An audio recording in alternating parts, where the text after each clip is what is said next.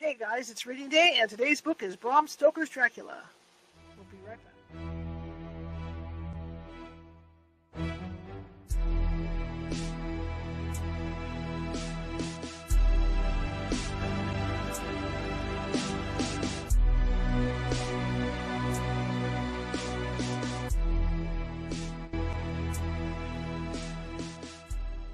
Grab your popcorn and snacks. Find a comfy spot, take a seat or lie down, and let me transport you to a place of fantasy, ghost stories, ancient legends, odd creatures, alien encounters, and other magical topics. You may even decide to join the conversation. From faraway lands to your own backyard, with a small dash of pixie dust, turn out the lights and open your minds. The journey is about to begin.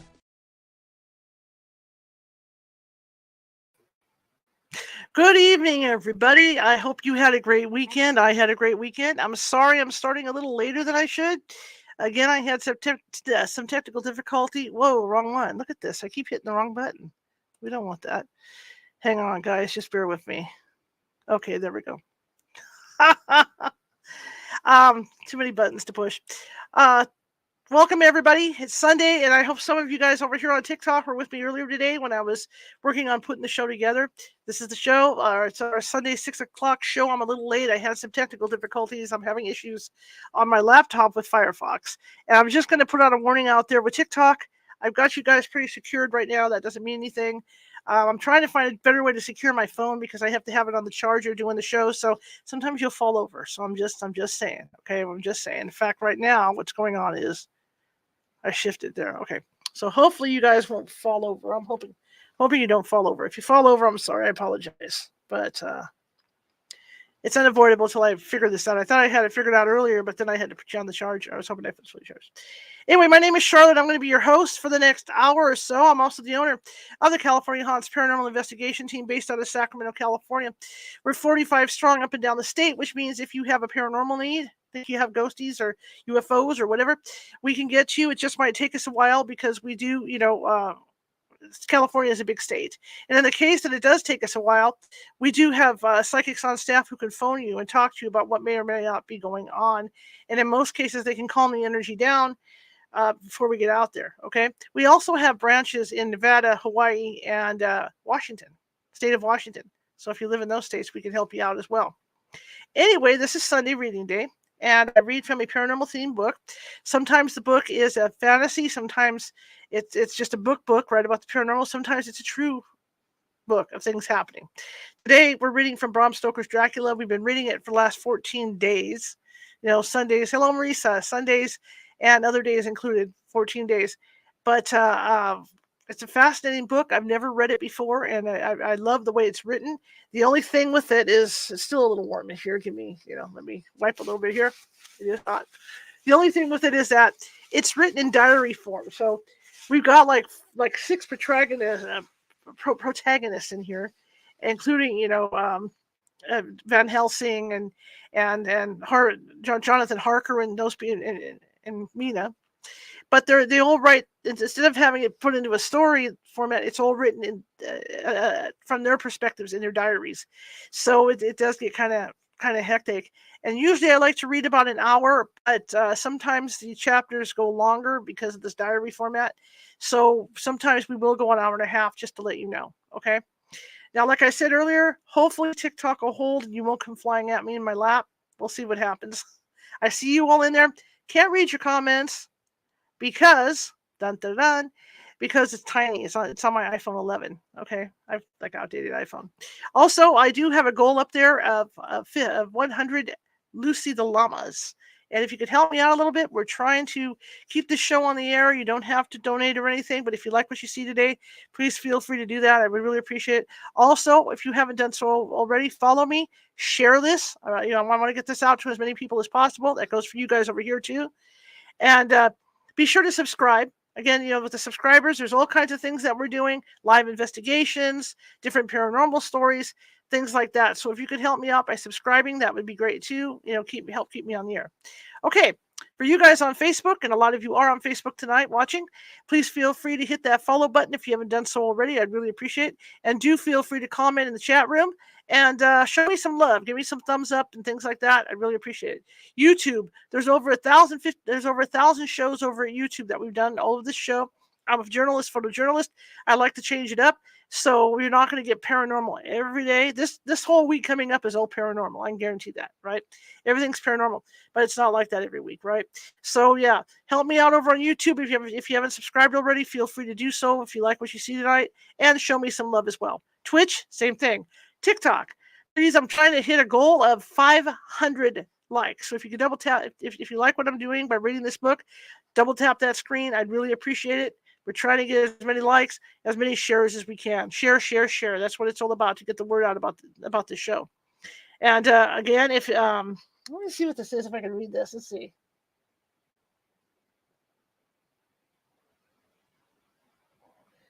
Yes, thank you. Yes, please share. Share the show as much as you can. We're trying to get more viewers. We're working on this. Trying to be as professional as possible too. Trying to reach that tiny screen. I might make like a magnifier thing so I can read you guys. That would be great. It'd be nice if I get you up on my laptop. Anyway, please subscribe also if you like what you see in here today. So this is Sunday. I broadcast normally 6 days a week. Normally, like tomorrow's show starts at 6:30 p.m. Pacific. We go till 7:30 p.m. Sunday is the only day that I go early because I figure people are getting ready to go to work and stuff, so they're going to want to get, the majority of my people are people in the U.S. are getting, or might be listening from UK as well. It's 8 hours difference. So I'm trying to get them to bed early, or so they can relax a little bit, and I'm just trying to do that. But again, you can watch us during the week. You can watch us at youtube.com/@California Haunts Radio for you guys on YouTube. All right. So the last time we were almost last Sunday doing Dracula when TikTok went flying, and so did the laptop. They're at the process of where they're tracking down Dracula, and they're trying to go find him to unalive him because he is creating helpers and little children. He's creating helpers and women to go out and do his bidding. So we're trying that. We lost Mina's friend. Was it Lucy? I think her name was Lucy. Mina's friend Lucy. She ended up being unalived by Van Helsing because she had turned into a vampire. Dracula had made him one of his wives, and she was out kidnapping children and doing unthinkable things. And now Mina, who married Jonathan Harker, is now being taken in by Dracula as well. So they're trying to prevent her from getting really bad off, so they don't have to unalive her. So I'm going to read for about an hour. I'm hoping an hour. It may go an hour and a half. So just be prepared for that on TikTok.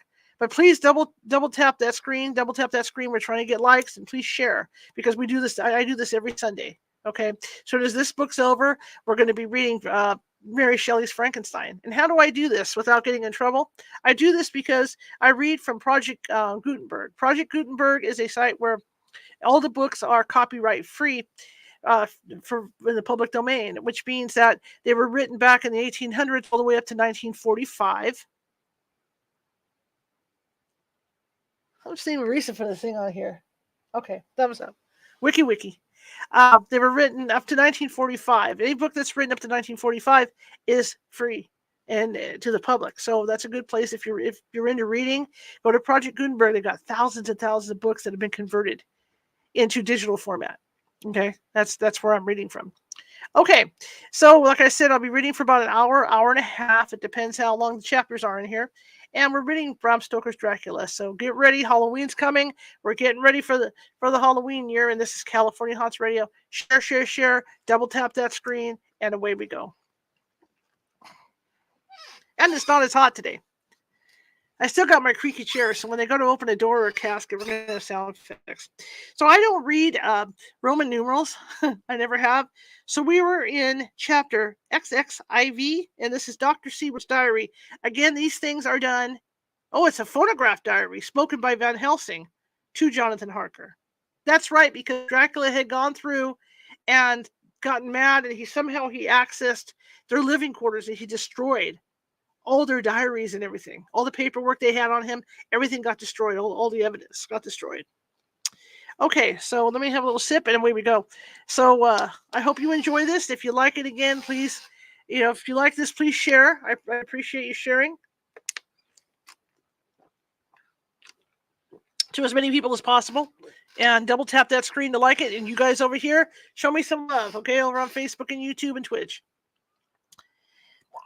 All right, so this is his phonograph diary spoken by Van Helsing. All right, 6:20. We're going to try and make 7:20. We may end up going to 7:45, so we'll see how that works. You are to stay with your dear Jonathan. You are to stay with your dear Madam Mina. We shall go to make our search, if I can call it so. Let me get it a little closer here. If I can call it so, for it is not search but knowing, and we seek confirmation only. But do stay and take care of her day to day. This is your best and most holiest office. This day nothing can find him here. Let me tell you that, so you will know what we four know already, for I have to tell them. He, our enemy, has gone away. He has gone back to his castle in Transylvania. I know it so well, as if a great hand of fire wrote it on the wall. He has prepared for this in some way, and that last earth box was ready to ship somewhere. For this he took the money. For this he hurried at last, lest we should catch him before the sun go down. It was his last hope, save that he might hide in a tomb that he think poor Miss Lucy, begging as he thought like him, kept open to him. But there was not much time. When that failed, he made straight for his last resource, his last earthwork, I might say, did I wish double intente. He is clever, oh, so clever. He knows that his game here was finished, and so he decided that he was to go back home. He found a ship going by the route from which he came, and he got on it. We go off now to find what ship that is and where it's bound. When we have discovered that, we're going to come back and tell you all. Then we will comfort you and poor dear Madam Mina with new hope. For it will be hope when you think it over, that all is not lost. This very creature that we pursue, he takes hundreds of years to get so far as London, and yet in one day, when we know the disposal of him, we drive him out. He is finite, though he is powerful to do, and he does much harm and suffers not as we do. But we are strong, each in our purpose, and we are all the more strong together. Take heart afresh, dear husband of Madam Mina. This battle is but begun, and in the end we shall win, so sure as that God sits on high to watch over his children. Therefore be of much comfort till we return. Van Helsing. That was difficult because these have been translated, so the writing was really off. I don't know why it got so far off. It hasn't been like that with this. Okay, Jonathan Harker's journal for October. When I read to Mina Van Helsing's message in the phonograph, the poor girl brightened up considerably. Already the certainty that the Count is out of the country has given her comfort, and comfort is strength to her. For my own part, now that his horrible danger is not face to face with us, it seems almost impossible to believe in it. Even my own terrible experiences in Castle Dracula seem like a long-forgotten dream. Here, in the crisp autumn air, in the bright sunlight, alas, how can I disbelieve? In the midst of my thought, my eye fell on the red scar on my poor darling's white forehead. Whilst that lasts, there can be no disbelief. And, afterwards, the very memory of it will keep faith crystal clear. Mina and I fear to be idle, so we have been all over the diaries again and again. Somehow, although the reality seems greater each time, the pain and the fear seem less. There is something of a guiding purpose manifest throughout, which is comforting. Mina says that perhaps we are the instruments of ultimate goal. It may be. I shall try to think as she does. We have never spoken to each other yet of the future. It is better to wait till we see the professor and the others after their investigations. The day is running by more quickly than I ever thought a day could run for me again. It is now 3 o'clock. Mina Harker's journal. 5 October, 5 p.m. Our meeting for report. Present. Professor Van Helsing, Lord Godalming, Dr. Seward, Mr. Quincy Morris, Jonathan Harker, Mina Harker. Dr. Van Helsing described what steps were taken during the day to discover on what boat and whither bound Count Dracula made his escape. Quote, As I knew that he wanted to get back to Transylvania, I felt sure that he must go by the Danube mouth, or by somewhere in the Black Sea, since by that way he come. It was a dreary blank that was before us. Omni ignem quantum pro magnifico. I cannot speak Latin either, guys. Pro magnifico. Okay. And so with heavy hearts, we start to find what ships leave for the Black Sea last night. He was in a sailing ship, since Madam Mina tell of sails being set. These not so important as to go in your list of the shipping and the times. And so we go, by suggestion of Lord Godalming, to your Lloyd's, where are note of all ships that sail, however so small. There we find that only one Black Sea-bound ship go out with the tide. She is the Czarina Catherine, and she sailed from Doolittle's Wharf for Varna, and thence on to other parts, and up the Danube. So, said I, this is the ship wherein is the Count. So off we go to Doolittle's Wharf, and there we find a man in an office of wood so small that the man looked bigger in the office than the office. From him we inquire of the goings-on of the Czarina Catherine. He swears much, and with a red face and loud of voice. But he's a good fellow all the same. And when Quincy gave him something from his pocket which crackled as he rolled it up, and put it in so small a bag which he hid deep in his clothing, he's still better fellow and humble servant to us. I don't know why this is written like this, because I've never heard this from Van Helsing before. He came with us and asked many men who are rough and hot. These be better fellows too, when they have been no more thirsty. They say much of blood and bloom, and of others which I comprehend not, though I guess what they mean. But nevertheless, they tell us all things which we want to know. They make known to us among them how last afternoon at about 5 o'clock comes a man in a big hurry, a tall man, thin and pale, with a high nose and teeth so white, and eyes that seem to be burning, that he's dressed all in black, except that he has a hat of straw, which doesn't suit him. That he scattered his money in making quick inquiry as to what ship sails for the Black Sea, and for where. Some took him to the office, and then to the ship, where he will not go aboard, but halt at shore end of gangplank, and ask the captain come to him. The captain came, when told that he will be paid well, and though he swore much at first, he agreed to terms. Then the thin man went and got someone to tell him where the horse and cart could be hired. He went there, and soon he came again, himself driving a cart on which a great box. This he himself lifted down, though it took several to put it on the truck for the ship. He gave much talk to the captain as to how and where his box is to be placed, but the captain didn't like it a bit, and swore at him in many tongues, and told him that if he like, he can come and see where it shall be. But he said no, that he come not yet, for that he has much to do. Whereupon the captain told him that he had better be quick with blood, for that his ship will leave the place of blood before the turn of the tide, with blood. Then the thin man smiled and said that of course he must go when he think fit, but he will be surprised if he go quite so soon. The captain swore again, polyglot, and the thin man made him bow and thanked him, and say he will not so far intrude on his kindness as to come aboard before the sailing. Finally, the captain, more red than ever, and in more tongues, tell him that he doesn't want no Frenchman, with bloom upon them, and also with blood in his ship, with blood on her also. And so, after asking where there might be close at hand a ship where he might purchase ship forms, he departed. No one knew where he went, or bloomin' well cared, as they said, for they had something else to think of. Well, with blood again, for it soon became apparent to all that the Czarina Catherine would not sail as was expected.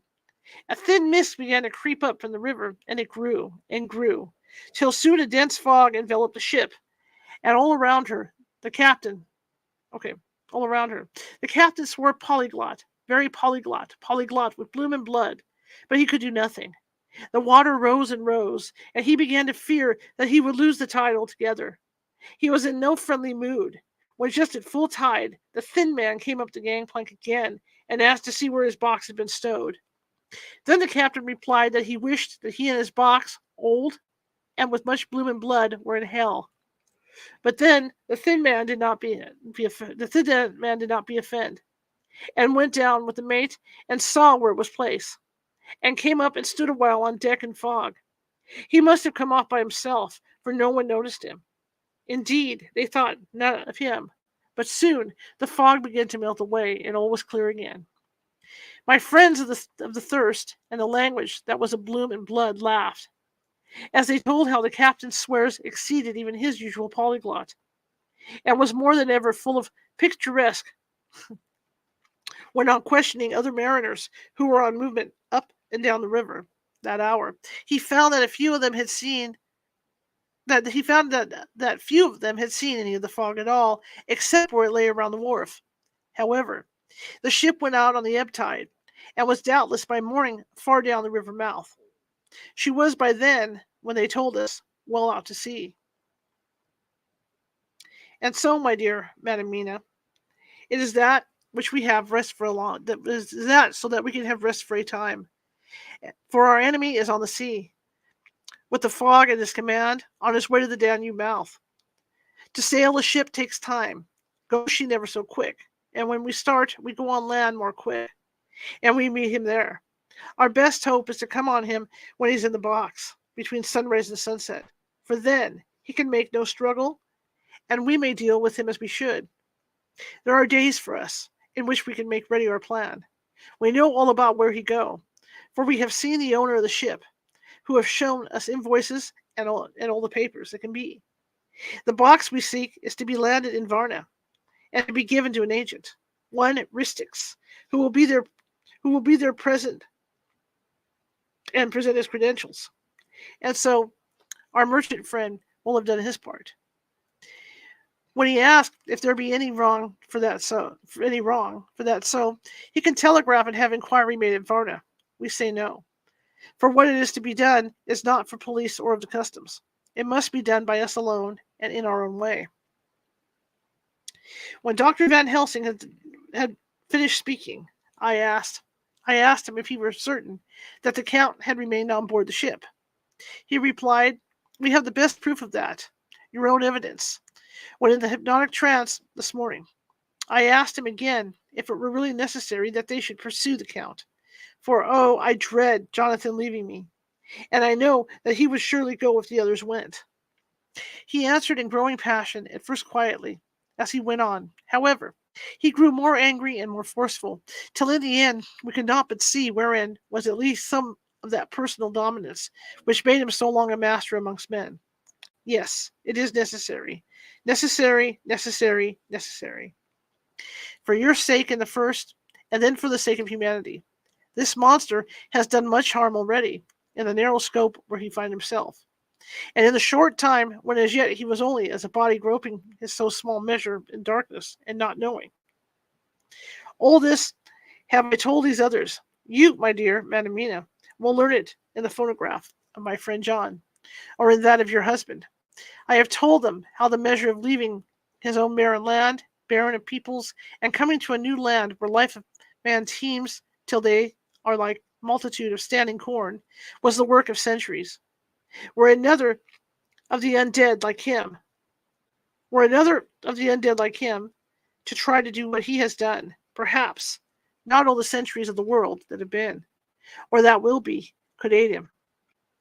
With this one, all the forces of nature that are occult and deep and strong must have worked together in some wondrous way. The very place where he have been alive, undead, for all the centuries, is full of strangeness of the geologic and chemical world. There are deep caverns and fissures that reach none know whither. There have been volcanoes, some of whose openings still send out waters of strange properties, and gases that kill or make to vivify. Doubtless there is something magnetic or electric in some of these combinations of occult forces which work for physical life in a strange way. And in himself were there from the first great qualities. In a hard and warlike time he was celebrated, that Now he has more iron nerve, more subtle brain, more braver heart than any man. In him, some vital principles have in a strange way found their utmost, and as his body keeps strong and grow and thrive, so his brain grows too. All of this without that diabolic aid which is surely to him. For it have to yield to the powers that come, and are symbolic of good. And now, this is what he is to us. He have infect you. So this is what I'm saying is this is not being. This is, if you could tell from reading last weekend, this is not the same person that translated this, obviously, because this is not how it was. Oh, forgive me, my dear, that I must say such, but it is for good of you that I speak. He infected you in such ways that even if he does no more, you have only to live in your old sweet way, and so in time, death, which is of man's common lot, and with God's sanction, shall make you like to him. This must not be. We have sworn together that it must not. Thus, we are ministers of God's own wish, that the world and men for whom his Son died will not be given over to monsters, whose very existence would defame him. He have allowed us to redeem one soul already, and we go out as the old knights of the cross to redeem more. Like them, we shall travel towards the sunrise, and like them, if we fail in good cause. He paused, and I said, but will not the Count take his rebuff wisely, since he has been driven from England? Will he not avoid it, as a tiger does the village from which it has been hunted? Aha, he said, your simile of the tiger good for me, and I shall adopt him, your man-eater, as they of India call the tiger, who has once tasted blood of the human, care no more for the other prey, but prowl unceasingly till he gets him. That we hunt from our village is a tiger, as well, a man-eater, and he never ceases to prowl. Nay, in himself he is not one to retire and stay afar. In his life, his living life, he go over the Turkey frontier and attacked his enemy on his own ground. He be beaten back, but did he stay? No.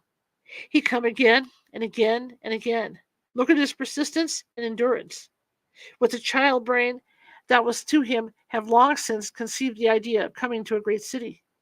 What does he do? He find out the place of all in the world most promised for him. Then he deliberately sets himself down to prepare for the task. He find in patience just how is his strength and what are his powers. He study new tongues. He learn new social life, new environment of all ways. The politic, the law, the finance, the science, the habit of new land, and the new people who have come to be since he was. His glimpse that he have had, what is appetite only, and in keenest desire. Nay, it helped him to grow as to his brain, for it all proved to him how right he was at the first in his surmises. He had done this alone, all alone, from a ruined tomb in a forgotten land. What more may he not do when the greater world of thought is open to him? He that can smile at death, as we know him, who can flourish in the midst of diseases that kill off whole peoples. Oh, if such a one was to come from God, and not the devil, what a force for good might he not be in this old world of ours? But we are pledged to set the world free. Our toil must be in silence, and our efforts all in secret. For in this enlightened age, when men believe not even what they see, the doubting of wise men would be his greatest strength. It would be at once his sheath and his armor, and his weapons to destroy us. His enemies who are willing to peril even our own souls for the safety of one we love, for the good of mankind and the honor and glory of God. Okay. And after the general discussion, it was determined that for tonight nothing be definitely settled, that we should all sleep on the facts and try to think out the proper conclusions. Tomorrow, at breakfast, we are to meet again, and after making our conclusions known to one another, we shall decide on some definite cause of action. I am reading from Bram Stoker's Dracula today. Okay, So join me. Double tap that screen. Please double tap that screen and share, share, share. I feel a wonderful peace and rest tonight. It's as if some haunting presence were removed from me. Perhaps. My surmise was not finished. Could not be. For I caught sight in the mirror of the red mark upon my forehead, and I knew that I was still unclean. Dr. Seward's diary. 5th October. We all rose early, and I think that sleep did not. I think that sleep did much for each and all of us. When we met at early breakfast, there was more general cheerfulness than any of us had ever expected to experience again. It is really wonderful how much resilience there is in human nature. Let any obstructing cause, no matter what, be removed in any way, even by death, and we fly back to first principles of hope and enjoyment. More than once, as we sat around the table, my eyes opened and wondered whether the whole of the past days had not been a dream. It was only when I caught sight of the red blotch on Mrs. Harker's forehead that I was brought back to reality. Even now, when I'm gravely revolving the matter, it is almost impossible to realize that the cause of all our trouble is still existed. Even Mrs. Harker seems to lose sight of her trouble for whole spells. It is only now and again when something recalls it to her mind that she thinks of her terrible scar. We are to meet here in my study in half an hour and decide on our course of action. I see only one immediate difficulty. I know it by instinct rather than by reason. We shall all have to speak frankly, and yet I fear that in some mysterious way poor Mrs. Harker's tongue is tied. I know that she forms conclusions of her own, and from all that has been, I guess, how brilliant and how true they must be. But she will not or cannot give them utterance. I have mentioned this to Van Helsing, and he and I are to talk it over when we are alone. I suppose it is some of that horrid poison which has got into her veins beginning to work. The Count had his own purposes when he gave her what Van Helsing called the vampire's baptism of blood. Well, there may be a poison that distills itself out of the good things. In an age where the existence of ptomaines is a mystery, we should not wonder at anything. One thing I know, that if my instinct be true regarding poor Mrs. Harker's silences, then there is a terrible difficulty, an unknown danger in the work before us. The same power that compels her silence may compel her speech. I dare not think further, for so I should, in my thoughts, dishonor a noble woman. Van Helsing is coming to my study a little before the others. I shall try to open the subject with him later. When the professor came in, we talked over the state of things. I could see that he had something on his mind which he wanted to say, but felt some hesitancy about broaching the subject. After beating about the bush a little, he said suddenly, "Friend John, there is something that you and I must talk of alone. Just at the first, at any rate. Later, we may have to take the others into our confidence." Then he stopped, so I waited. He went on. "Madam Mina, our poor dear Madam Mina, is changing." A cold shiver ran through me to find my worst fears thus endorsed. Van Helsing continued. "With the sad experience of Miss Lucy, we must this time be warned before things get too far. Our task is now in reality more difficult than ever, and this new trouble makes every hour of the direst importance. I can see the characteristics of the vampire coming in her face. It is now but very, very slight, but it is to be seen if we have eyes to notice with. Her teeth are somewhat sharper, and at times her eyes are more hard, but these are not all. There is to her the silence now often, as so it was with Miss Lucy. She did not speak, even when she wrote that which she wished to be known later. Now my fear is this. If it be that she can, by our hypnotic trance, tell what the Count see and hear, is it not more true that he who have hypnotized her first, and who have drink of her very blood, and make her drink of his, should, if he will, compel her mind to disclose to him what she knows?" I nodded. He went on. "Then, What we must do is to prevent this. We must keep her ignorant of our intent, and so she cannot tell what she knows not. This is a painful task. Oh, so painful that it heartbreaks me to think of it. But it must be. When today we meet, I must tell her that for reason, which we will not speak to her. She must not more be of our counsel, but be simply guarded by us. He wiped his forehead, which had broken out in profuse perspiration at the thought of the pain which he might have to inflict upon the poor soul already so tortured. I knew that it would be some sort of comfort to him if I told him that I also had come to the same conclusion, for at any rate it would take away the pain of doubt. I told him, and the effect was as I expected. It is now close to the time of our general gathering. Van Helsing has gone away to prepare for the meeting, and his painful part of it. I really believe his purpose is to be able to pray alone.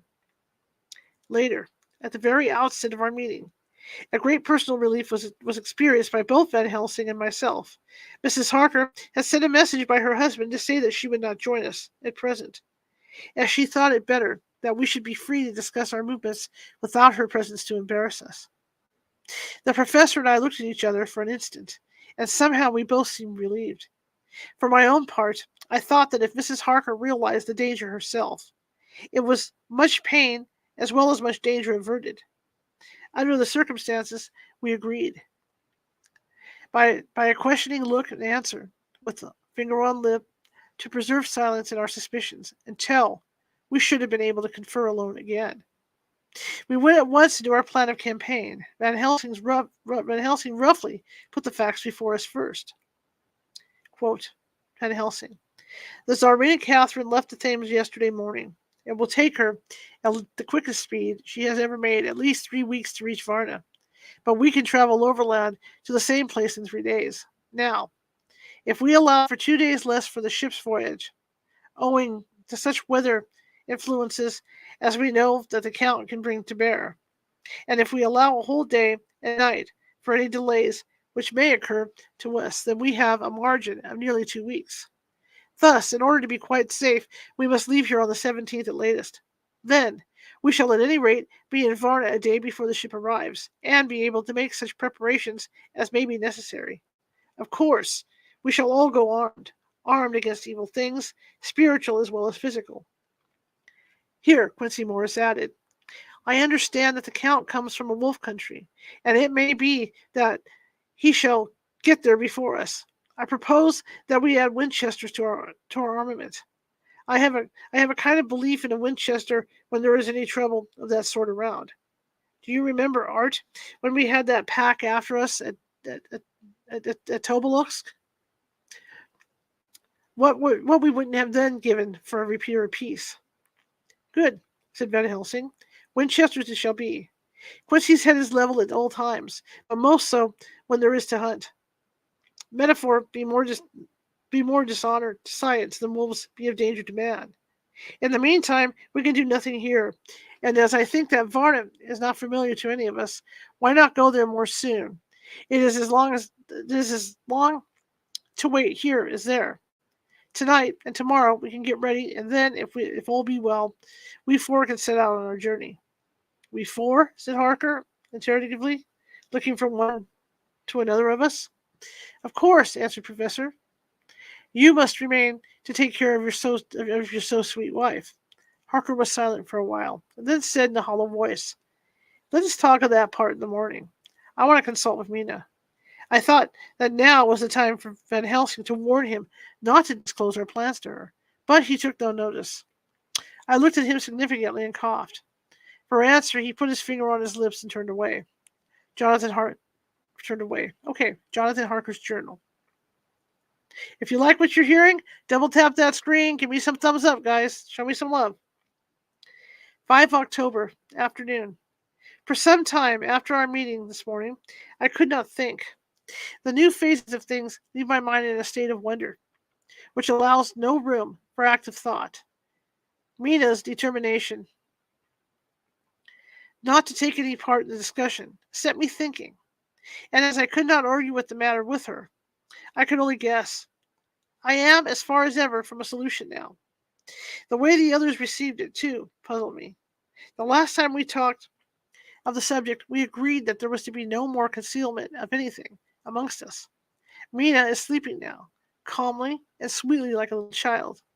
Her lips are curved and her face beams with happiness. Thank God, there are such moments still for her. Later. How strange it all is. I sat watching Mina's happy sleep and came as near to being happy myself as I suppose I shall ever be.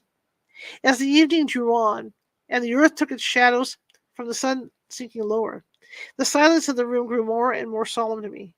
All at once Mina opened her eyes, and looking at me tenderly, said, "Jonathan, I want you to promise me something on your word of honor." A promise made to me, but made wholly in God's hearing, and not to be broken, though I should go down on my knees and implore you with bitter tears. Quick, you must make it to me at once. Mina, I said, a promise like that I cannot make at once. I may have no right to make it. But, dear one, she said, with such spiritual intensity that her eyes were like pole stars, it is I who wish it, and it is not for myself. You can ask Dr. Van Helsing if I'm not right. If he disagrees, you may do as you will. Nay, more, if you all agree. Later, you are absolved from the promise.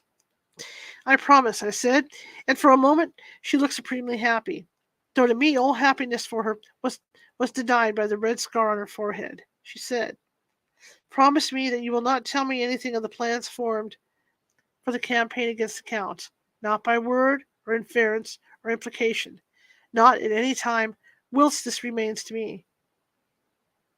And she solemnly pointed to the scar. I saw that she was in earnest, and said solemnly, "I promise." And as I said, it felt that from that instant the door had been shut between us. Later, midnight. Mina has been bright and cheerful all the evening, so much so that all the rest seemed to take courage, as if infected somewhat with her gaiety. As a result, even I myself felt as if the pall of gloom which weighs us down were somewhat lifted. We all retired early. Mina is now sleeping like a little child. It is a wonderful thing that her faculty of sleep remains to her in the midst of her terrible trouble. Thank God for it, for then at least she can forget her care. Perhaps her example may affect me as her gaiety did tonight. I shall try it. Oh, for a dreamless sleep. 6 October morning. Another surprise. Mina woke me early, about the same time as yesterday, and asked me to bring Dr. Van Helsing. I thought that it was another occasion for hypnotism, and, without question, went for the professor. He had evidently expected some such call, for I found him dressed in his room. His door was ajar, so that he could hear the opening of the door of our room. He came at once. As he passed into the room, he asked Mina if the others might come too. "No," she said quite simply. "It will not be necessary. You can call them just as well. I must go with you on your journey." Dr. Van Helsing was as startled as I was. After a moment's pause, he asked, "But why?" "You must take me with you. I'm safer with you, and you shall be safer too." "But why, dear Madam Mina?" "You know that your safety is our solemnest duty. We must, we go into danger to which you are, or may be more liable than any of us from circumstances, things that have been." He paused, embarrassed. As she replied, she raised her finger and pointed to her forehead. "I know. That is why I must go. I can tell you now, whilst the sun is coming up, I may not be able again. I know that when the Count wills me, I must go. I know that if he tells me to come in secret, I must come by any device to hoodwink even Jonathan. God saw the look that she God saw the look that she turned on me as she spoke. And if there be indeed a recording angel, that look is noted to her everlasting honor. I could only clasp her hand. I could not speak. My emotion was too great for even the relief of tears. She went on. "You men are brave and strong. You are strong in your numbers, for you can defy that which would break down the human endurance of one who had to be guarded alone. Besides, I may be of service, since you can hypnotize me and so learn that which even I myself do not know." Dr. Van Helsing said very gravely, "Madam Mina, you are, as always, most wise. You shall with us come, and together we shall do that which we go forth to achieve." When he had spoken, Mina's long spell of silence made me look at her. She had fallen back on her pillow asleep. She did not even wake when I had pulled up the blind and let in the sunlight, which flooded in the room. Van Helsing motioned to me to come with him quietly. We went to his room, and within a minute Lord Godalming, Dr. Seward, and Mr. Morris were with us also. He told them what Mina had said and went on. "In the morning, we shall leave for Varna. We have now to deal with a new factor, Madam Mina. Oh, but her soul is true.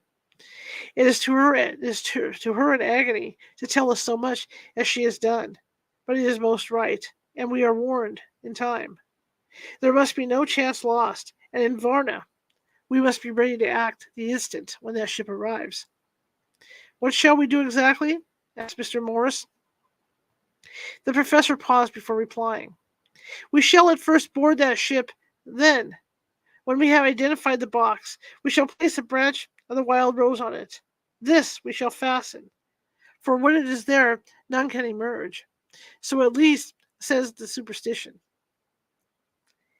And to superstition we must trust at first.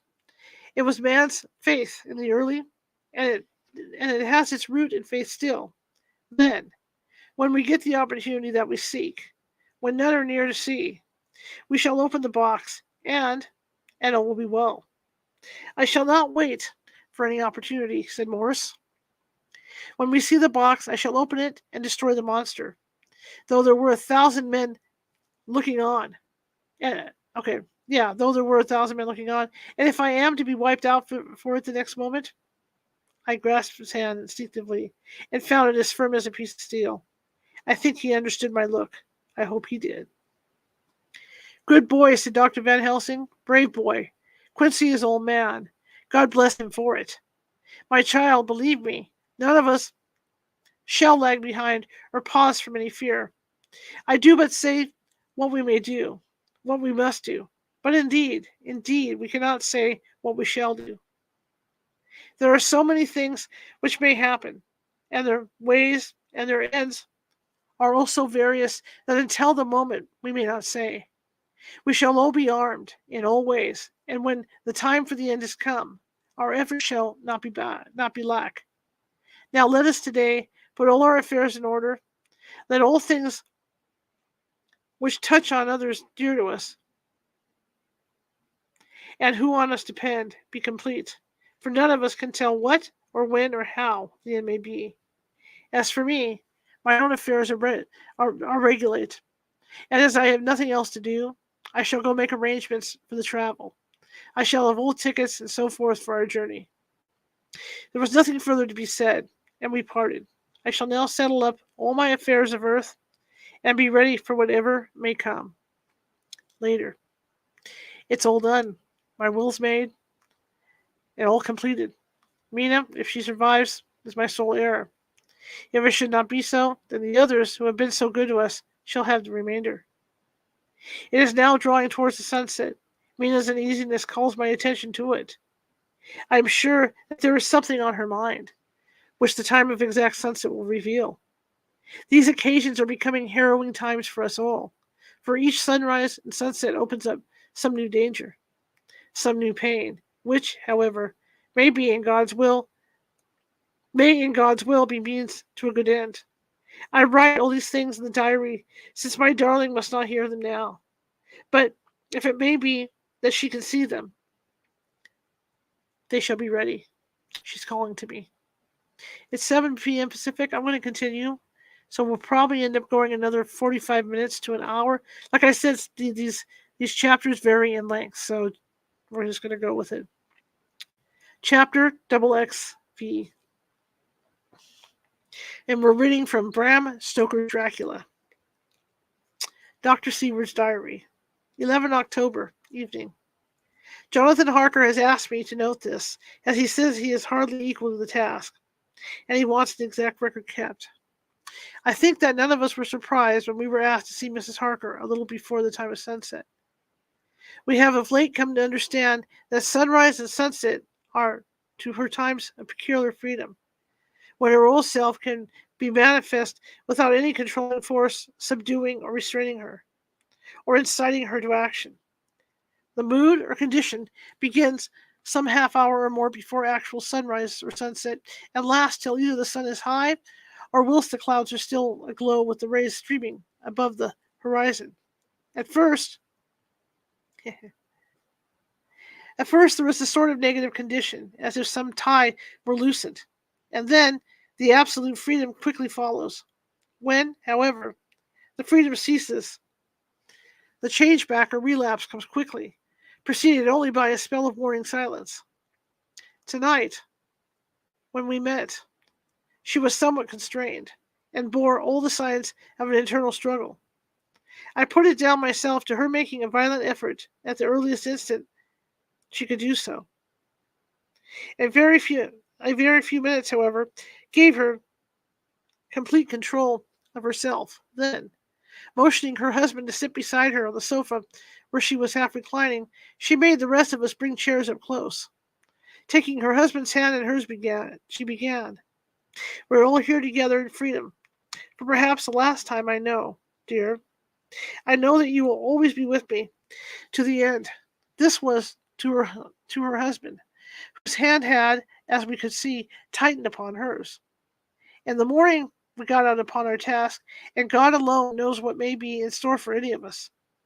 You are going to be so good to me as to take me with you. I know that all that brave earnest men can do for a poor weak woman, whose soul perhaps is lost. No, not yet, but is at any rate at stake. You will do, but you must remember that I'm not as you are. There is a poison in my blood, in my soul, which must destroy me, unless some relief comes to us. Oh, my friends, you know as well as I do that my soul is at stake, and though I know there is one way out for me, you must not, and I must not take it. She looked appealingly to all of us in turn, beginning and ending with her husband. What is that way? Asked Van Helsing in a hoarse voice. What is that way which we may not take? That I may die now, either by my own hand or that of another, before the greater evil is entirely wrought. I know, and you know, that were I once dead, you could and would set free my immortal spirit, even as you did my poor Lucy's. Were death, or the fear of death, the only thing that stood in the way, I would not shrink to die here, now, amidst the friends who love me. But death is not all. I cannot believe that to die in such a case, when there is hope before us, and a bitter task to be done, is God's will. Therefore, I, on my part, give up here the certainty of eternal rest, and go out into the dark where may be the blackest things that the world or the netherworld holds. We were all silent, for we knew instinctively that this was only a prelude. The faces of the others were set, and Harker's grew ashen gray. Perhaps he guessed better than any of us what was coming. She continued. This is what I can give into the hodgepodge. I could not but note the quaint legal phrase which she used in such a place, and with all the seriousness. What will of each of you give? Your lives, I know, she went on quickly. That is easy for brave men. Your lives are God's, and you can give them back to him. But what will you give to me? She looked again questioningly, but this time avoided her husband's face. Quincy seemed to understand. He nodded, and her face lit up. Then I shall tell you plainly what I want, for there must be no doubtful matter in this connection between us now. You must promise me, one and all, even you, my beloved husband, that, should the time come, you will kill me. What is that time? The voice was Quincy's, but it was low and strained. When you shall be convinced that I am so changed that it is better that I die than I may live. When I am thus dead in the flesh, then you will, without a moment's delay, drive a stake through me and cut off my head, or do whatever else may be wanting to give me rest." Quincy was the first to rise after the pause. He knelt down before her, and taking her hand in his, said solemnly, "I'm only a rough fellow, who hasn't, perhaps, lived as a man should to win such a distinction. But I swear to you, by all that I hold sacred and dear, that, should the time ever come, I shall not flinch from the duty that you have set forth. And I promise you, too, that I shall make all certain, for if I am only doubtful, I shall take it that the time has come." "My true friend," was all she could say amid her fast-falling tears, as, bending over, she kissed his hand. "I swear the same, my dear Madam Mina," said Van Helsing. "And I," said Lord Godalming, each of them in turn kneeling to her to take the oath. I followed myself.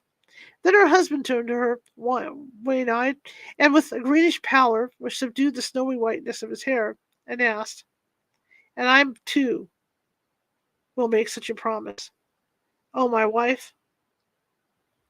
"You too, my dearest," she said, with infinite yearning of pity in her voice and eyes. "You must not shrink. You are nearest and dearest, and all the world to me. Our souls are knit in one, for all life and all time. Think, dear, that there have been times when brave men have killed their wives and their womenkind to keep them from falling into the hands of the enemy. Their hands did not falter any more because those that they loved implored them to slay them. It is men's duty towards those whom they love, in such times of sore trial. And oh, my dear, if it is to be that I must meet my death at any hand, let it be at the hand of him that loves me best. Dr. Van Helsing, I have not forgotten your mercy in poor Lucy's case to him who loved." She stopped with a flying blush, and then changed her phrase. "To him who had best right to give her peace. If that time shall come again, I look to you to make it a happy memory of my husband's life, that it was his loving hand which set me free from the awful thrall upon me." "Again I swear," came the professor's resonant voice. Mrs. Harker smiled, positively smiled, as with a sigh of relief she leaned back and said, "And now, one word of warning, a warning which you must never forget. This time, if it ever come, may come quickly and unexpectedly, and in such case you must lose no time in using your opportunity. At such a time I myself might be, nay, if the time ever comes, shall be leagued with your enemy against you. One more request," she became very solemn. "It is not vital and necessary, like the other, but I want you to do one thing for me, if you will." We all agreed, but no one spoke. There was no need to speak. "I want you to read the burial service." She was interrupted by a deep groan from her husband. Taking his hand in hers, she held it over her heart and continued, "You must read it over me some day. Whatever may be the issue of all this fearful state of things, it will be a sweet thought to all or some of you. You, my dearest, will, I hope, read it, for then it will be in your voice, in my memory forever, come what may. But oh, my dear one," he pleaded, "death is safer. Death is afar off for you." "Nay," she said, holding up a warning hand, "I am deeper in death at this moment than if the weight of an earthly grave lay upon me." "Oh, my wife, must I read it?" he said before he began. "It would comfort me, my husband," was all she said, and he began to read when she had got the book ready. How could anyone tell of that strange scene? Its solemn, its gloom, its sadness, its horror, and with all its sweetness. Even even a skeptic, who can see nothing but a travesty of bitter truth in anything holy or emotional, would have been melted to the heart had he seen that little group of loving and devoted friends kneeling round that stricken and sorrowing lady. Sad lady, not having a good day on this. Or heard the tender passion of her husband's voice, as in tones so broken with emotion that often he had to pause. He read the simple and beautiful service from the burial of the dead. Can't go on. Words and the voice fail me. She was right in her instinct. Strange as it all was, bizarre as it made hereafter seem, even to us, who felt its potent influence at the time, it comforted us much. And the silence which showed Mrs. Harker's coming relapse from her freedom of soul did not seem so full of despair to any of us as we had dreaded. Jonathan Harker's journal, 15 October, Varna. We left Charing Cross on the morning of the 12th, got to Paris the same night, and took the places secured for us in the Orient Express. We traveled night and day, arriving here at about 5 o'clock. Lord Godalming went to the consulate to see if any telegram had arrived for him, whilst the rest of us came on to this hotel, the Odysseus. The journey may have had incidents. I was, however, too eager to get on to care for them. Until the Tsarina Catherine comes into port, there will be no interest for me in anything in the wide world. Thank God. Mina is well, and looks to be getting stronger. Her color is coming back.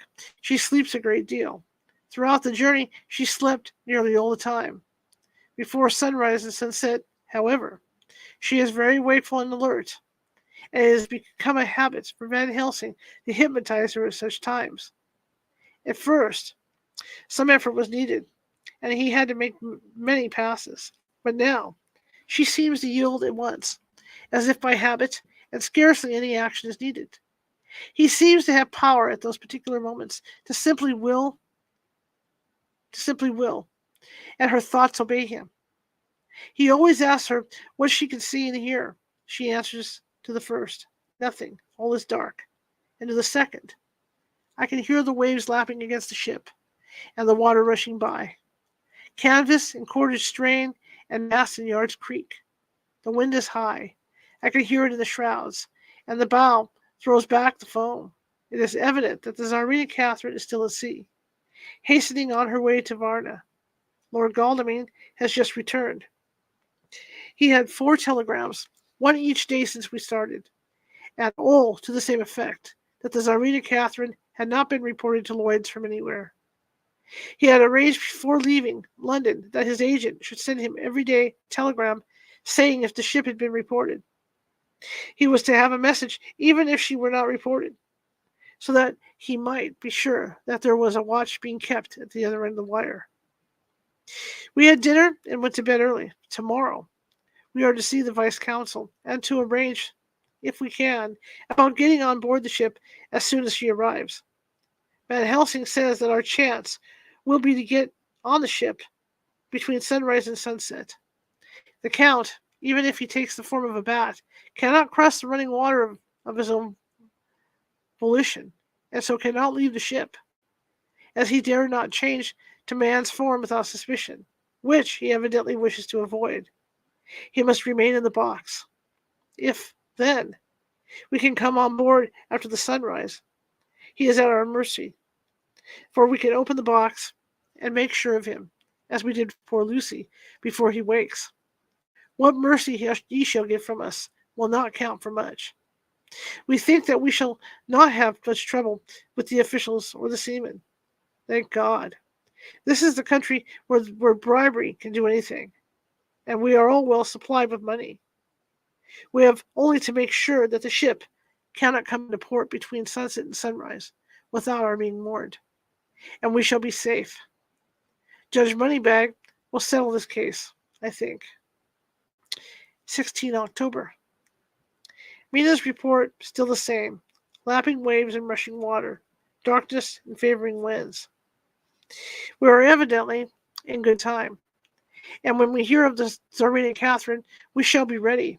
As she must pass the Dardanelles, we are sure to have some report. 17 October. Everything is pretty well fixed now. I think, to welcome the Count on his return from his tour, Godalming told the shippers that he fancied that the box sent aboard might contain something stolen from a friend of his, and got to have consent that he might open it at his own risk. The owner gave him a paper telling the captain to give him every faculty in doing whatever he chose on board the ship, and also a similar authorization to his agent in Varna. We have seen the agent, who was much impressed with Godalming's kindly manner to him, and we were all satisfied that whatever he can do to aid our wishes will be done. We have already arranged what to do in case we get the box open. If the Count is there, Van Helsing and seaward will cut off his head at once and drive a stake through his heart. Morris and Godalming and I shall prevent interference, even if we have to use the arms with which we shall have ready. The professor says that if we can so treat the Count's body, it will soon after fall into dust. In such case, there would be no evidence against us, in case any suspicion of murder were aroused.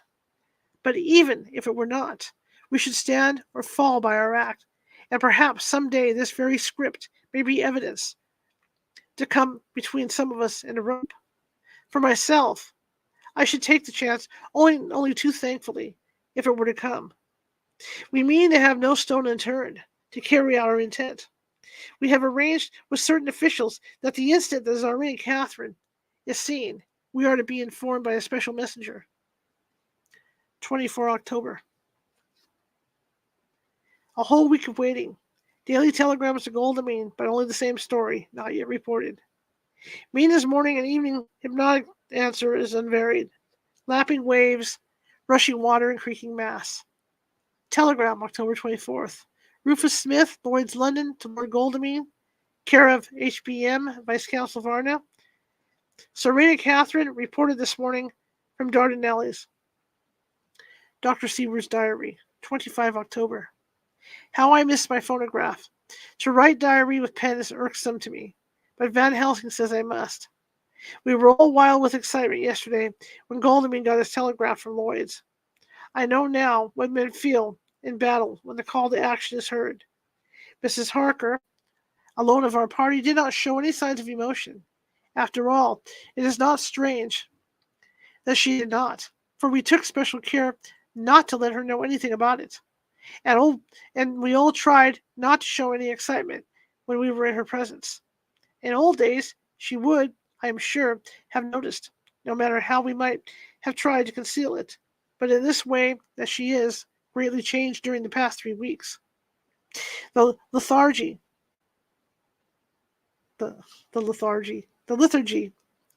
grows upon her, and though she seems strong and well, and is getting back to some of her color, Van Helsing and I are not satisfied. We talk of her often. We have not, however, said a word to the others. It would break poor Harker's heart, certainly his nerve, if he knew that we'd had even a suspicion on the subject. Van Helsing examines, he tells me, her teeth very carefully, while she is in the hypnotic condition. For he says that so long as they do not begin to sharpen, there is no active danger of a change in her. If this change should come, it would be necessary to take steps. We both know what those steps would be, though we do not mention our thoughts to each other. We should neither of us shrink back from the task, awful though it may be to contemplate. Euthanasia is an excellent and a comforting word. I am grateful to whoever invented it. It is only about 24 hours sail from the Dardanelles to here, and the rate that the Tsarina Catherine has come from London. She should therefore arrive sometime in the morning. But as she cannot possibly get in before then, we are all about to retire early. We shall get back up at 1 o'clock, so as to be ready. 25 October, noon. No news yet of the ship's arrival. Mrs. Harker's hypnotic report this morning was the same as usual, so it is possible that we may get news at any moment.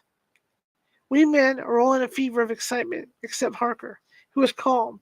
His hands are cold as ice, and an hour ago I found him wetting the edge of the great Gorka knife, which he now always carries with him. It will be a bad lookout for the Count if the edge of that kukri ever touches his throat. driven by that stern, ice-cold hand. Van Helsing and I were a little alarmed about Mrs. Harker today. About noon, she got into a sort of lethargy which we did not like.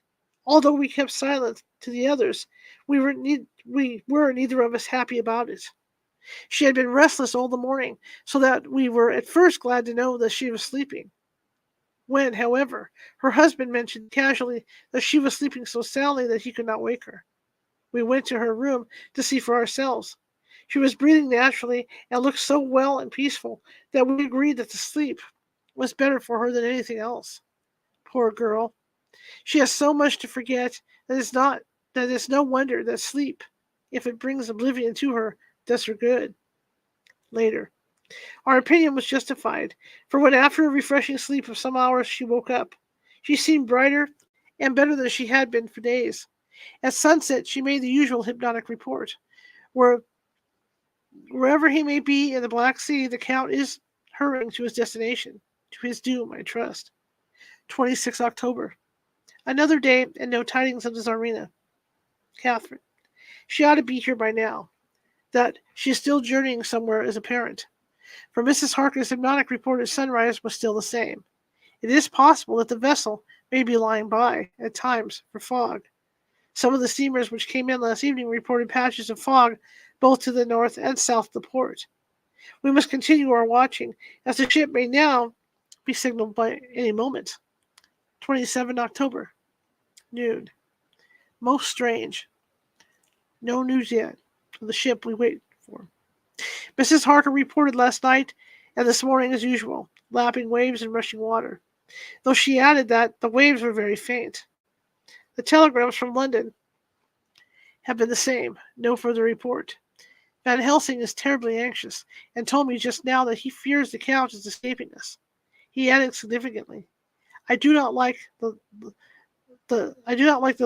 lethargy of Madamina's. Souls and memories can do strange things during trance. I was about to ask him more, but Harker just then came in, and he held up a warning hand. We must try tonight at sunset to make her speak more fully when in her hypnotic state.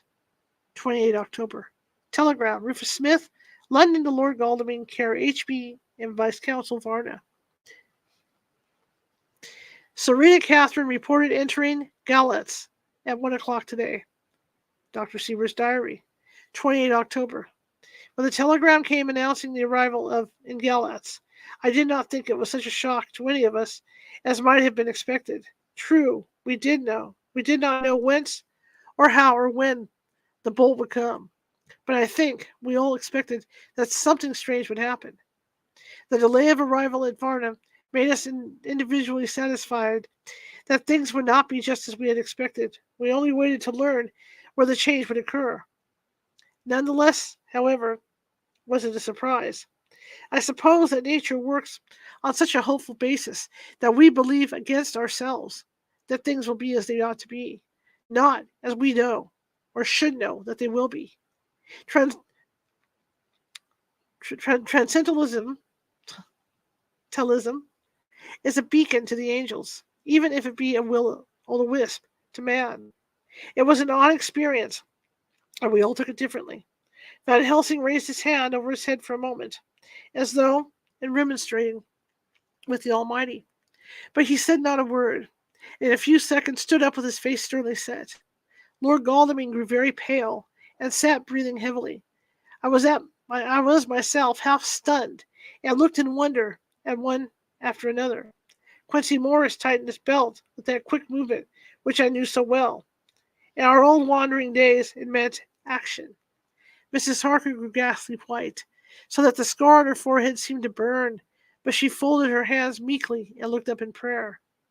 Harker smiled, actually smiled. The dark, bitter smile of one who is without hope. But at the same time, his action bellied his words, for his hands instinctively sought the hilt of the great kukri knife and rested there. When does the next train start for Galatz? Said Van Helsing to us generally. At 6:30 tomorrow morning. We all started, for the answer came from Mrs. Harker. How on earth do you know? Said Art. You forgot, or perhaps you do not know, though Jonathan does, and so does Dr. Van Helsing, that I am the trained friend, that I am the train fiend. At home at Exeter, I always used to make up the timetables so as to be helpful to my husband. I found it so useful sometimes that I always make a study of the timetables now. I knew that if anything were to take us to Castle Dracula, we should go by Galatz, and at any rate, through Bucharest. So I learned the times very carefully. Unhappily, there are not many to learn, as the only train tomorrow leaves, as I say. Wonderful woman, murmured the professor. Can we get a special? Asked Lord Godalming. Van Helsing shook his head. I fear not. This land is very different from yours or mine. Even if we did have a special, it would probably not arrive as soon as our regular train. Moreover, we have something to prepare. We must think. Now, let us organize. You, my friend Arthur, go to the train and get the tickets and arrange that all be ready for us to go in the morning. Do you, my friend Jonathan, go to the agent of the ship and get from him letters to the agent of Galatz, with the authority to make search of the ship just as it was here. Morris Quincy, you see the vice consul and get his aid with his fellow in Galatz, and all that he can do to make our way smooth, so that no times be lost when we went over the Danube. John will stay with Madam Mina and me, and we shall consult. For so, if time be long, you may be delayed, and it will not be a matter when the sun set, since I am here with Madam to make report. And I, said Mrs. Harker, brightly, and more like her old self than she'd been for so long a day, shall try to be of use in all ways, and shall think and write for you as I used to.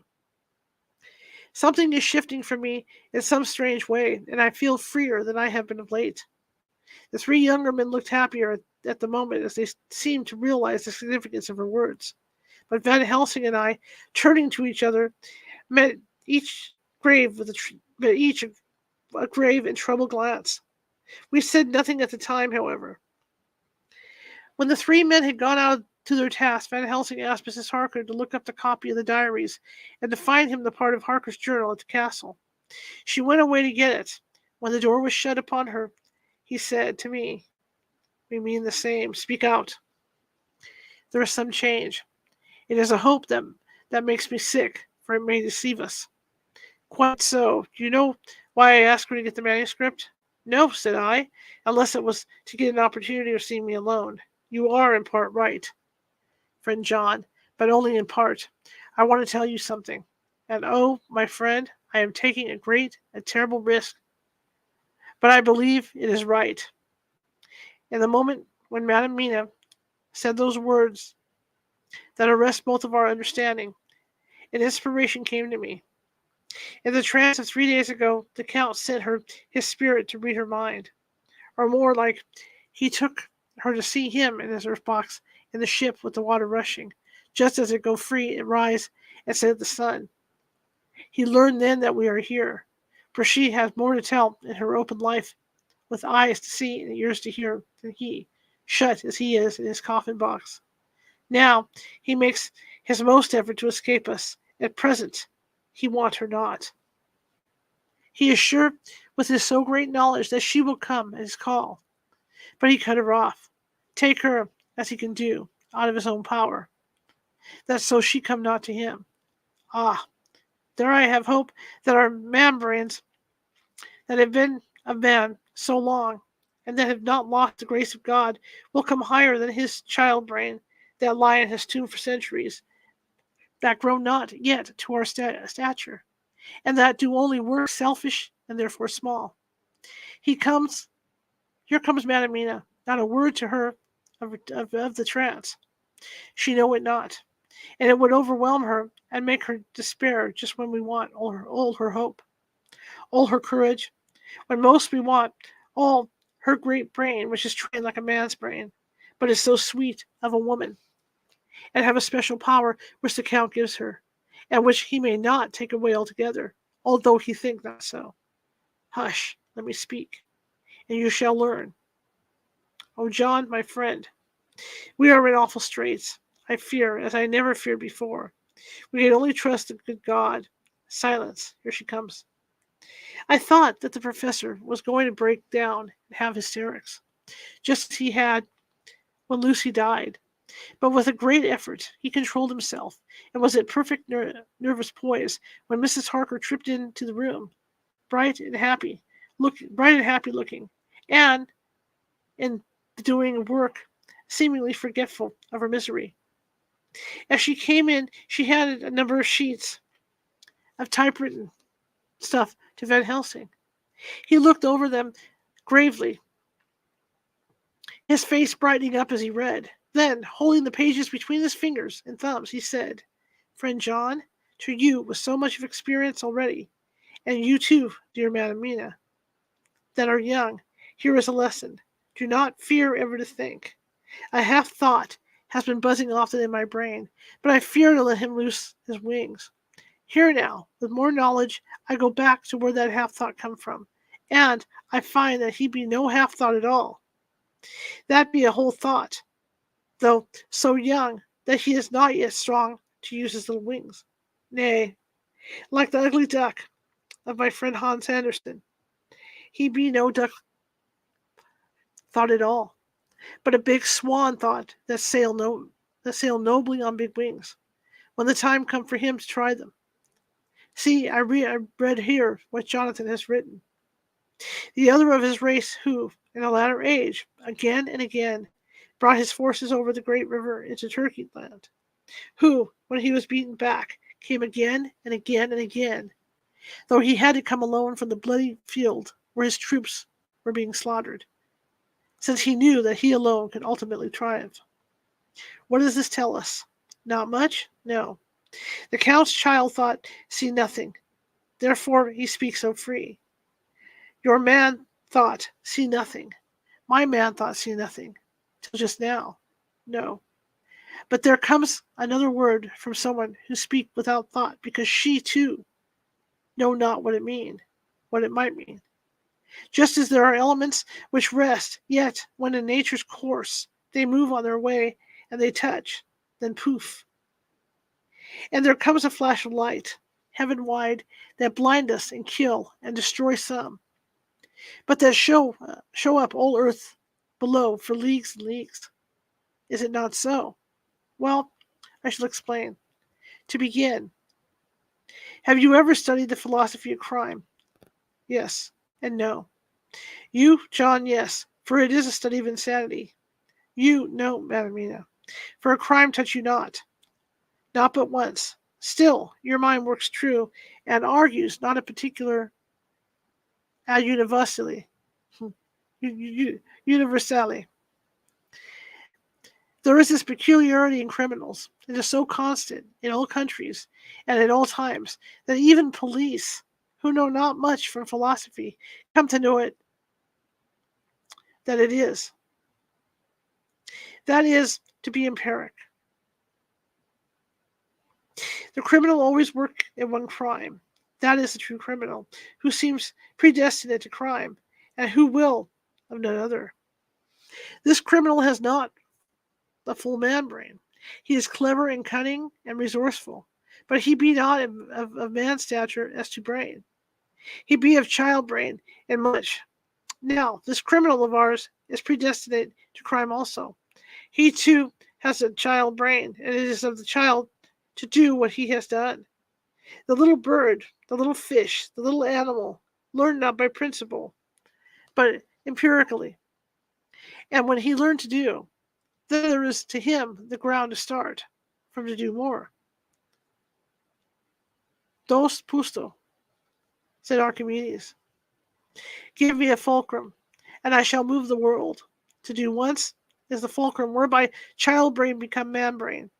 And until he have the purpose to do more, he continue to do the same again every time, just as he had done before. Oh, my dear, I see that your eyes are opened, and that to you the lightning flash show all the leagues. For Mrs. Harker began to clap her hands, and her eyes sparkled. He went on. Now you shall speak. Tell us, two dry men of science, what you see with those so bright eyes. He took her hand and held it while she spoke. His finger and thumb closed on her pulse, and I thought instinctively and unconsciously as she spoke. The Count is a criminal, and of criminal type, Nordau and Lombroso would so classify him. And qua criminal, he is of imperfectly formed mind.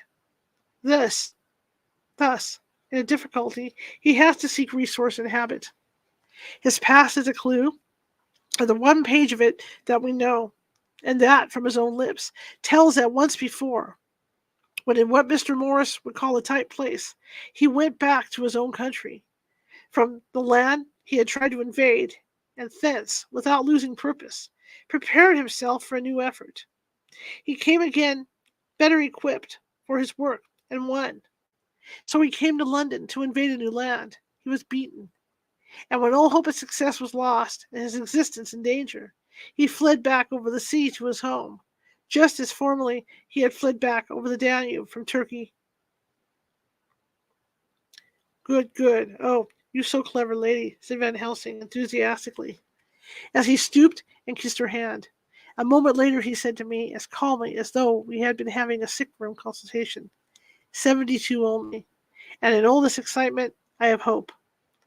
Turning to her again, he said with keen expectation, but go on, go on. There is more to tell, if you will. Be not afraid. John and I know. I do in any case, and shall tell you if you are right. Speak without fear. I will try to, but you will forgive me if I seem egotistical. Nay, fear not. You must be egotist, for it is of you that we must think. Then, as he is criminal, he is selfish, and as his intellect is small, and his action is based on selfishness, he confines himself to one purpose. That purpose is remorseless. As he fled back over the Danube, leaving his forces to be cut to pieces, so now he has insisted on being safe, careless of all. So his own selfishness frees my soul somewhat from the terrible power which he acquired over me on that dreadful night. I felt it. Oh, I felt it. Thank God for his great mercy. My soul is freer than it has been since that awful hour, and all that haunts me is a fear lest in some trance or dream he may have used my knowledge for his ends. The professor stood up. He has so used your mind, and by it he has left us here in Varna, whilst the ship that carried him rushed through the enveloping fog of the Galatz, where doubtless he had made preparation for escaping from us. But his child mind only saw so far, and it may be that, as ever is in God's providence, the very thing that the evildoer most reckoned on for his selfish good turns out to be his chiefest harm. The hunter is taken in his own snare, as the great psalmist says, for now that he think he is free from every trace of us all, and that he has escaped with so many hours to him, that his selfish child brain will whisper to him to sleep. He think too that as he cut himself off from knowing your mind, there can be no knowledge of him to you. There is where he will fail. That terrible baptism of blood which he gave you makes you free to go to him in spirit, as you have as yet done in your times of freedom, when the sun rise and set. At such times you go by my volition and not by his own. And this power to good of you and others, as you have won from your suffering at his hands. This is now all the more precious that he know it not, and to guard himself have even cut himself off from his knowledge of our where. We, however, are not selfish, and we believe that God is with us through all this blackness and these many dark hours. We shall follow him, and we shall not flinch, even if we peril ourselves that we become like him. Friend John, this has been a great hour, and it have done much to advance us on our way. You must be scribe and write him all down, so that when the others return from their work, you can give it to them. Then they shall know as we do. And so I have written, whilst we wait for their return. And Mrs. Harker has written with her typewriter all since she thought the MS to us. Okay, that's it. We got through 2 chapters today. Let me get in here and save the page. There we go. So we will continue this next Sunday at 6 p.m. Pacific. And I guess we're going back to Transylvania. Pretty cool stuff. Okay, quick analysis before we go. Check out the California Haunts Patreon. We got some great stuff we're offering over there. And if you haven't done so already, that's patreon.com/California Haunts Radio. That would be great if you could do that for me. I'd appreciate it. TikTok, thank you so much. I hope you liked what you saw and heard tonight. Really appreciate it. We do that every Sunday. And again, we are on the air with regular shows Monday through Friday at 6:30 p.m. Pacific. And you can check those shows out at youtube.com/@California Haunts Radio. See you guys later. Have a great rest of your weekend, TikTok. Maybe. There we go. Okay. You guys over here, you know the drill. We'll be back tomorrow. I forgot to tease the show to TikTok. Story of my life. Tomorrow was the pre-recorded show that I recorded last week. So it's going to be on YouTube. Tomorrow's show will be on YouTube. That's for Richard Lawrence. And he will be talking about how ancient gods may have been from other planets. So it's an interesting talk. We got into a lot of topics, and I think you're going to enjoy the show. So check that out. I'll have it teased up for you and everything. 6:30 p.m. Pacific, and that's going to be over on YouTube tomorrow. All right. If you like the show, share it with 5 people. If you hated the show, share it with 5 of your enemies. We're equal opportunity here at California Haunts Radio. Just trying to get the word out to as many people as possible. See you tomorrow. Have a great day. Have a great rest of your evening. And unpleasant dreams. Bye.